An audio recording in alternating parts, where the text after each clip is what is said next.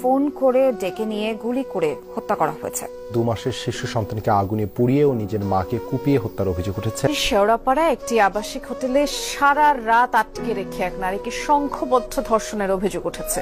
শ্রীনগরে এক্সপ্রেসওয়েতে শাহিদা আক্তার নামের এক তরুণীকে গুলি করে হত্যা। মধ্যরাতে কিশোরীকে সংঘবদ্ধ ধর্ষণের চাঞ্চল্যকর ঘটনায় দিনভর উত্তাল কক্সবাজারের চকরিয়া। কান্না আহাজারি থামছে না জারা হায়াত খানের পরিবারের। রাজধানীতে 5 জন মিলে ধর্ষণ ও হত্যার পর হাতির ঝিলে ফেলে দেওয়া হয় 8ম শ্রেণীর ওই কিশোরীর মরদেহ।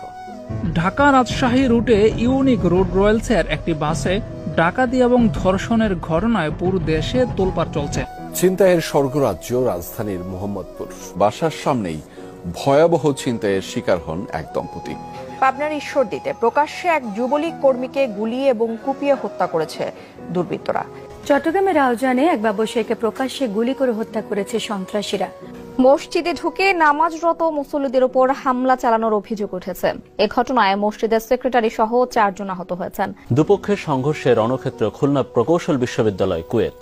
আহত হয়েছেন অর্ধশতাধিক। খুলনা নগরীর তেঁতুলতলা এলাকায় খুলনা বিশ্ববিদ্যালয়ের শিক্ষার্থী অর্ণব কুমার সরকারকে প্রকাশ্যে গুলি করে হত্যা করেছে দুর্বৃত্তরা। চট্টগ্রামের রাউজানের সাবেক ছাত্রদল নেতা পিয়ার মোহাম্মদ চৌধুরী বাবুকে গুলি করেছে দুর্বৃত্তরা। হাত পা বেঁধে ও চোখে মুখে টেপ মরিয়ে নৃশংসভাবে হত্যা করা সেই ব্যক্তি। নরসিংদীতে দুর্বৃত্তদের গুলিতে নিহত হুমায়ুন কবির নামে এক ছাত্রদল কর্মী। মুন্সিগঞ্জের মহাসড়কে গুলিতে নিহত নারী অন্তঃসত্ত্বা ছিলেন।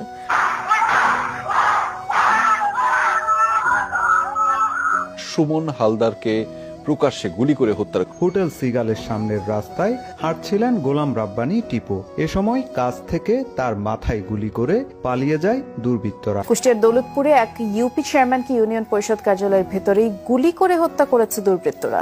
আধিপত্য বিস্তারকে কেন্দ্র করে শান্তা ইসলাম নামে এক নারীকে গুলি করে হত্যা করা হয়েছে। চট্টগ্রামে জোড়া খুনের শিকার 2 বন্ধুর পরিবারে চলছে শোকের মাতম। প্রকাশ্যে গুলি করে আফতাব উদ্দিন তাহসিন এক ছাত্রলীগ কর্মীকে হত্যা করেছে দুর্বৃত্ত। শুধু রাজধানী নয়, ছিনতাই, চাঁদাবাজি, মাদক কারবার বেড়েছে সারা দেশে। রাজধানীর গুলশানে 2 মানি এক্সচেঞ্জ ব্যবসায়ীকে কুপিয়ে বিপুল পরিমাণ অর্থ ছিনতাই করেছে দুর্বৃত্তরা।